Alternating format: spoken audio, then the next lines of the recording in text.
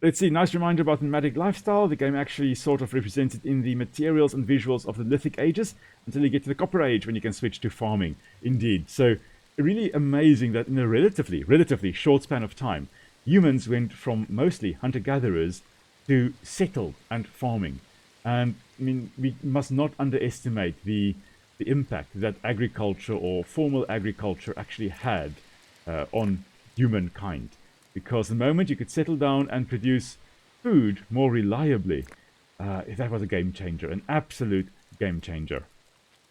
Okay, great trading commodity on my side is to have lots of clothing. Oh, okay, each have a value of 10. Indeed, I think I did see that they've got a value of 10, but I didn't really want to sell the only 2 clothes that I still had left. You know what, maybe we should switch on making of clothing as we have skins available. Okay, how are our skins? Oh, we only have 1 dry skin there, nothing there, and nothing there either. Oh. Okay, there are some dry skins, almost dry skins. Oh, actually, there are dry skins there and there. Oh wait, let's see what happens still. Let's see also, each river or lake tile can hold up to 3 fish and 3 mud. Refreshes over time slowly. I think this one is slowly but surely refreshing. This one, I think, Varmek should be able to come and hunt here. Now, wherever Varmek is. I think Varmek, are you here? Oh, that's Akin. I don't know. Varmek is on one of his random missions, I guess, again. He didn't die. I don't think he died on the way here. I think he is just generally in a tent somewhere, perhaps. Okay, let's have a look here. As you find out, the villagers try to collect all the resources on the map, including bones on the other side of the map from long-range hunting, like manual mammoth hunt. So try to collect everything. Yeah, we should actually try to collect everything there. Our villagers didn't. So what we can do... So this is a boy. We're not going to send one of the children over there. Hornak, you are going to go and collect some bones, I think. As soon as you can. You're going to collect. And then Pelly Potato also mentions the moment you can reliably control food, it means that you can support a larger population, which means you can dedicate people to more specialized jobs not related to food. Indeed, the moment agriculture came in, art and crafts and stuff, pottery, not for the storage of water or food, but actually just for looking nice, that became more prominent. It's really amazing that if you don't have to worry too much about survival because food is more guaranteed, you can do a whole bunch of other leisurely activities. And that's marvelous. Oh, okay, I was going to come over here to collect the bones and meat. I think they have despawned. I think it was. Oh no, I think it's over here. Yeah, it's over here, but yeah, we've got the whole bear family between us and them. So never mind. We are not going to come and collect those bones now. We are going to later on do that, I guess. Not going to do that now. No. By the way, have you discovered running for villages? No, I have not. How do they run? How on earth? Double click? Double click! Double click causes them to run. That's a game changer. And winter rolls around. Oh my word! Like, I'm really in awe of this game. You are getting my honest reaction because I have not played. Like, I think I've got like 30 minutes in the game just to see more or less what I should do. I've played the tutorial and that was it. Oh, this is marvelous. Look, all the deciduous trees have dropped their leaves. We can't harvest now. We can collect the acorns in springtime. That is going to be in a bit. Now, hopefully we've got enough sticks and stuff stored here. I think so. Let's set this. One more person. Gather sticks, please. Thank you very much. They also can set relative number to craft of each item type in one of the menus. Clothing is good to have on 125% running 125% relative to your population. Set that in one of the menus. That'll be manage, I assume. Not that. We are going to set that on limits, I guess. Okay, clothing. Ah, marvelous. 125%. Okay, so that we always have more clothing than was needed. Or than is needed. That's great stuff. Oh, the river doesn't actually freeze over. I thought it was going to freeze over. So it does look like over here, Hornak can actually come and still fish. That is great. Especially if they are tired or hungry. Yes, indeed. Ah, I see Martal is here. Hello there. Welcome to the stream. Glad you are with us. So you say that played this one a few months ago. Got a tribe to copper weapons. Might start a new playthrough once I get home. Also, happy Father's Day to all. And a happy Father's Day to you as well. And yeah, this is really such an amazing game. Oh my word. I'm having an absolute blast. I am looking forward to the next few weeks of playing this. So this week, obviously today we are playing this. Next week, next Sunday we are playing it again. The Sunday thereafter again, I think the Sunday thereafter. So we're going to see how far we can get in these 4 sessions. Maybe between now and next week I do a few things off screen just to stabilize the tribe a little bit more and get ready to expand a bit more or do some other things. But I'm not going to do any hectic stuff off screen. Unless a whole herd of mammoths comes walking through here, off screen, then I'm going to do that. Oh, there's a storm. Oh. Okay, I hope you guys are nice and warm. Oh, shame the workload is high. Ah, okay. Yeah, we definitely need more tribes people. So when do the people start arriving at our tribe?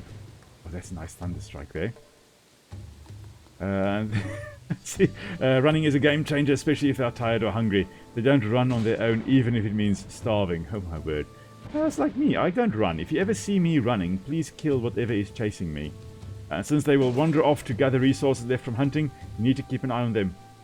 Or is that where Marvik went to? Did Marvik go and die? Yeah, there they are. There they are. Thanks for the reminder, Johan, that they actually will go and do their thing. Look at these 3. They're just like, yeah, we're going to go gather everything on the other side of the map over here. I to live dangerously. Okay. You know what, that is fine though, because I found them. I found them before they died. Oh man, okay, we do still have our 7 people. We had 7 to start with, so Marvik hasn't died. Marvik is just kind of missing. Not sure where he is. But between these 3, we should be able to gather the 1, 2, 3, 4, 5, 6, 7 stuff there. You can carry 3, you can carry 3, and you can carry 2. Oh, there's Marvik. Oh, yeah, Marvik. Okay, Marvik, I'm so glad you are not dead. I'm glad you're lagging behind, but okay, you guys, come, run. We have now discovered that you can run. There we go. Even though you, okay. You could have run just a little bit further and not swum. Marvik is on his last legs. Legs. Alright, let's see here. Okay, you guys, come on. Gather the stuff here. Thank you. No. Don't wander off. Stop wandering off. A new human has joined the settlement. 3 people have joined the settlement. That is great. Marvik. Please gather over here. This, please. Okay, what else have we got? We just have the bone there that's left. Okay, what are you gathering? No, go home. Go home, Marvik. Please. Please. I would like you, Marvik, the slow man that you are, run home. Marvik is not running. Marvik is refusing to run. Are you carrying everything? No. You have got space. Collect the bone. Or the meat. Whatever you can, please collect that. Okay. And you also, please collect that bone. Thank you. Now you're carrying everything you can. You can all come running back to camp. Thank you. There we go. Running. Are you going to run past the... No, you're not going to run past the bears. Great stuff. Oh, man. Okay, let's see. Johanna also mentioned, and since only food and pelts decay, but bones stay. Oh, try to collect at least all bones before leaving your hunting trophies. Okay. To collect all the bones. Okay, that's a good thing to also get, because the bones you can also use for so many different things. You have to manually pick every item on the ground because it does not chain task. I would have loved if you could hold shift and actually shift left click, or right click, gather, and then go home. I love in Age of Empires, for example, doing that, setting my scout to just go here, go here, go here, go here, go here, go here, and then I kind of forget about him and he can do his own thing. Let's see, what we also have here. Composite tools. Ooh. Okay, so with this, flint spear, flint axe, flint pick, and bone tools. Okay, we've got bone tools. Yeah, it requires bone tools at 5 knowledge. We can do bone polishing. With bone polishing, we can make a bone knife and a bone sickle. Okay. I'm not sure. I don't think I'm going to do composite tools now. I think I'm going to actually go to sling making. I think sling making, either that or tanning. That's going to be my next one to go for here.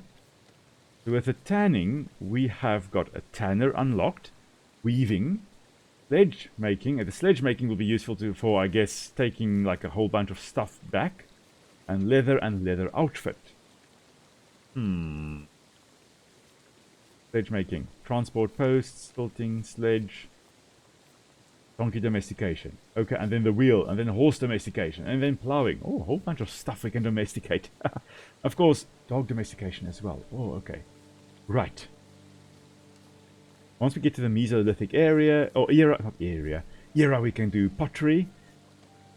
And, again, interesting, as mentioned earlier, the moment you can get agriculture, grain processing in this case, yeah, you can actually use some time to do pottery and all kinds of other stuff.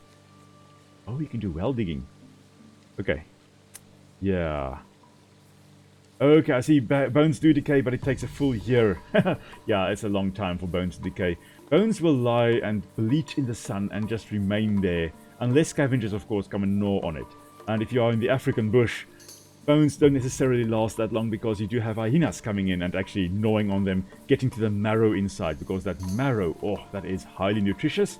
So hyenas will go for that. And of course, if you are in mountainous areas along the eastern part of Africa, extending up into the Iberian Peninsula and Southwest Asia and parts of Europe, the Pyrenees, I believe as well, you've got the bearded vulture, which is a vulture specializing in picking up bones and dropping it from great heights onto flat rocks, killing it, or not killing the bone, the bones are dead already, but breaking it open, splinters that they will then eat, and of course the bone marrow they will also eat. So bones, yeah, they will remain behind. Makes sense that they would remain behind for quite a long time, unless you've got scavengers like hyenas or vultures like the bearded vulture coming in and dropping them from great heights. I'm actually quite keen to make slings. So I see you do say, though, that one of the main game changers in early game is to be able to craft bone knives and bone sickles. Ooh, I need it all the time, mainly those knives. And that is bone polishing. That's when we can make that. I'm leaning to going for range attacks. I think I'm going to go for sling making. Next up, we are going to grab composite tools, I think. But I really want to make a sling. Let's see, what do we need for the sling? Can we make the sling? Yes, we can. So a sling is just a hide makes 2 slings. Oh, great stuff. Make 2 slings for me, please.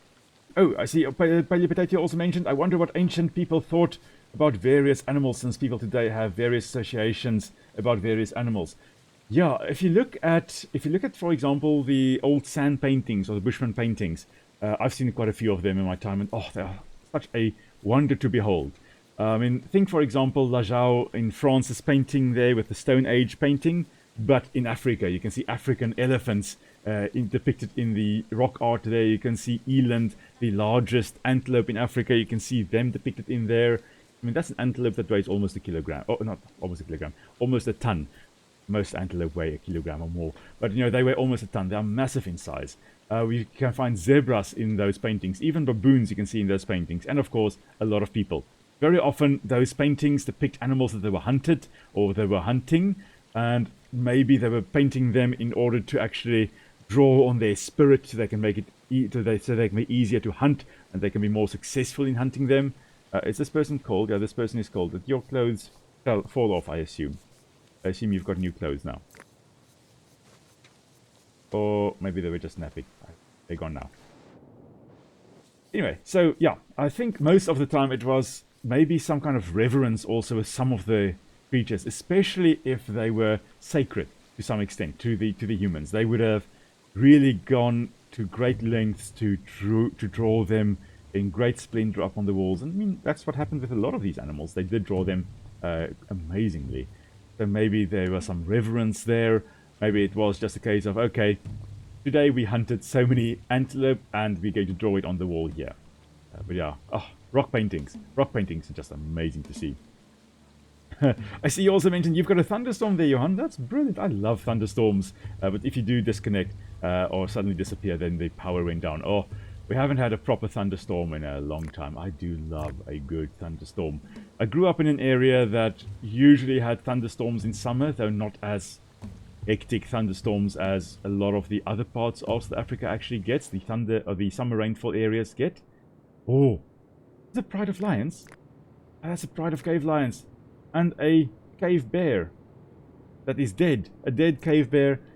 A whole Pride of Cave Lions. Oh, we're going to have to look at them in a moment. Okay. But yeah, we don't get many thunderstorms here where we are now. But sometimes, when we do get it, is just absolutely amazing. And then, will there be... see, Fireduck, you ask, will there be fewer fossils in Africa because of the hyenas?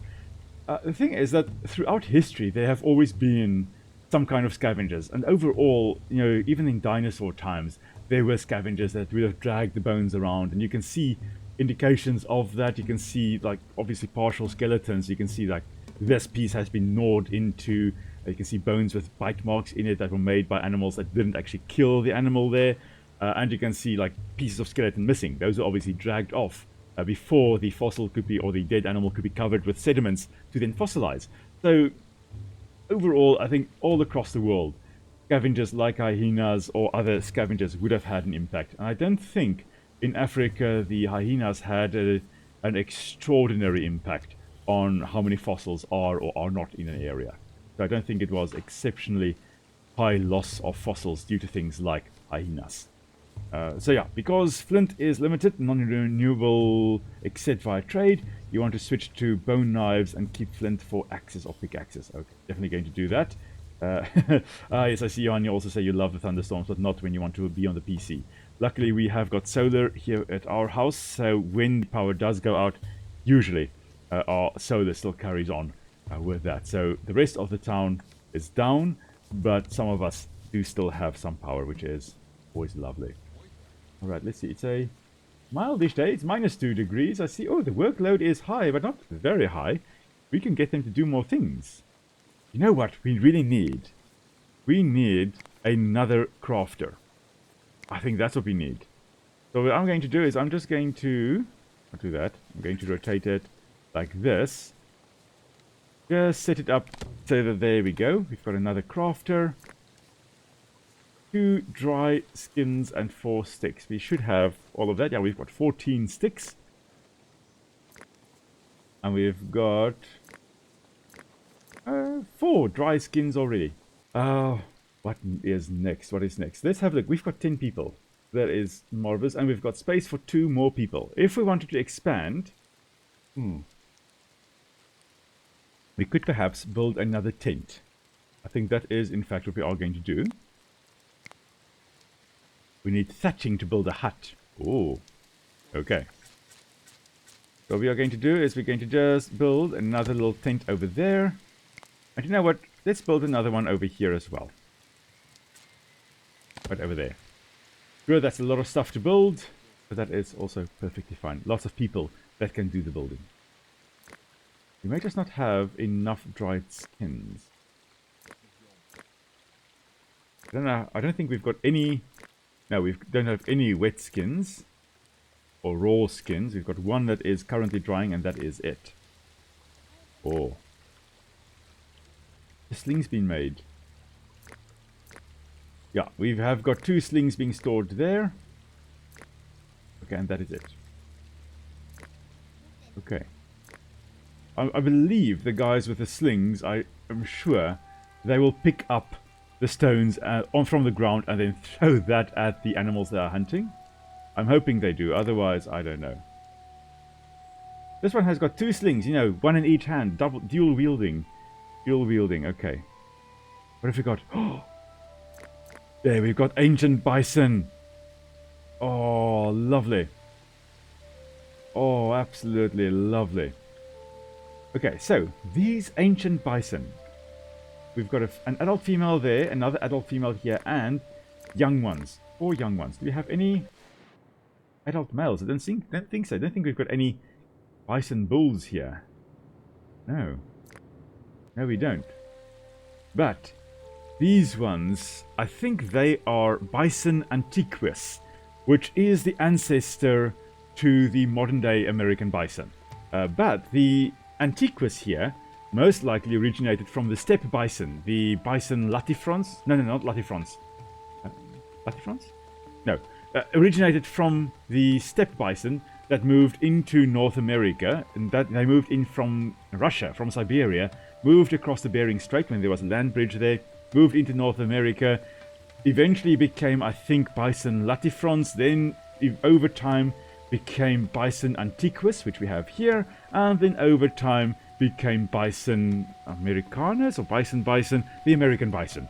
So they're basically direct ancestry from the steppe bison, or most likely the steppe bison, over to the longhorned. Latifrons was one with big horns, and then antiquus, the antique, the ancient bison, and then the modern day American bison. So yeah, really, really awesome. Let's see. Yeah, Janice, you asked, does this have a campaign or is it like sandbox? I think there is a bit of a campaign. There are some challenges that you can do, but it's mostly, I think, sandbox. I haven't really had a good look yet. I think it is mostly sandbox, but there are some challenges you can also do. So, yeah, kind of, yes. But not like an official campaign. Like you have to go build a settlement here, survive so long, move on to the next area, hunt so many bison or mammoths, almost said elephants, mammoths or things like that, and then move on to another area. As Johan also you say, nope, slings have max number of shots when created. Oh, as any other weapon or tool here, and those shots also decay over time, so you don't actually get all the shots from it before it breaks. Oh, that's bad. Okay, nonetheless, we are going to get our hunters together. Where are all our hunters? You've got a spear. Good, you can come. You have got a spear. You can come. You still have a wooden spear. You can come. Who else have we got? You've got a spear. You can come. We need all the hunters we can get. You are a girl. You are a child. You are not going hunting. You, Maverick. Oh, Maverick is still doing his thing. Maverick is still doing all kinds of things and still active in his old age. That's brilliant. Okay, he's an old man, but he is still... Okay, you can all run. You know, all of you run over here. You, Maverick, I know you don't want to, but run. And Emin, also run. Everybody run. Okay, yay! Everybody is running. Everybody's very excited to be part of this big hunt. Okay, I see Johanni also mentioned that there is kind of a campaign in terms of challenges for each map or type. And then there are 4 special scenarios. Oh, lovely. I am looking forward to seeing or to testing everything as time goes on. Everybody, run across. Are you going to go... Ooh, have we got another person here? You've also got a spear. Come on, Jarmek. You're also coming hunting. And now we are going to hunt a whole bunch of stuff. So we've got a cave bear over here. This is going to be our first victim. After that, we are going for this group of cave lions. And I am afraid we are probably going to lose some individuals. We are probably going to lose some of our tribesmen here. Because, yeah, cave lions would not be something you want to trifle with. Now, I'm not sure whether cave lions really were in prides. I think they were. I think they most likely were. I mean, these big felines, I was about to say big felines often are in groups, but then I realized, no, lions are kind of the exception there. We've got jaguars being solitary, and they're the 3rd largest cat in the world alive today. We've got leopards, I think the 4th largest cat, they are solitary. We've got tigers, the largest cat, they are solitary. And then you've got lions kind of go, yeah, we're going to be in prides. So just because they are cave lions, that also doesn't mean that they are going to be in prides. So I'm not sure what if there is in fact evidence that they were in prides, or in groups at least, or social, like they are depicted here. Very often, if you're looking, for example, at dinosaurs, I'm a little bit hesitant to call anything pack hunters or social, because in birds, which are the closest living relatives of dinosaurs, you don't really find cooperative hunting to the extent that you find it in mammals. But if there is going to be a group of animals that could form packs and hunt together, it would be some group within the within mammals. Canids, not canids or the dogs, a little bit more likely than felids, than the cats. But there is precedence that yes, we can get cats that actually are social. We're just not sure whether these cave lions were in fact social like this. Okay, but everybody, come and hunt our cave bear over here. Poor unfortunate soul over here. Oh yes, thanks Fire Duck, indeed. Hyenas are feliforms and they are social. Spotted hyenas anyway, yeah. So, interesting you mentioned that. Yes, hyenas, I keep on forgetting, hyenas are not dogs. They are more closely related to cats, although they aren't cats themselves. They split off a little bit earlier from the true cats. But not only crocuta, not only the spotted hyena, we also have the brown hyena, which was always seen as kind of a solitary hyena species. They are surprisingly social. You don't see them. You see them usually one walking alone, but they very often den together. So during the day or during the nighttime when they actually are active, they will scatter all over the place because they are often or usually found in more arid regions where food is a little bit more limiting, so you don't want to move together as a whole group the whole time. That increases competition. So they are more solitary when they are foraging, and then they come back to their den and they are a little bit more social. Not to the extent that you have got with the spotted hyenas, but they are more social than we thought they were. I think the striped hyena, they are still solitary, and then the aardwolf, which is an insect-eating hyena, they are also solitary. So we've got two solitary species of hyena, one parasocial species, the brown hyena, and then one social species, the spotted hyena.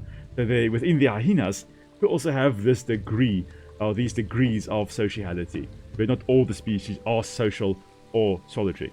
They're kind of in between.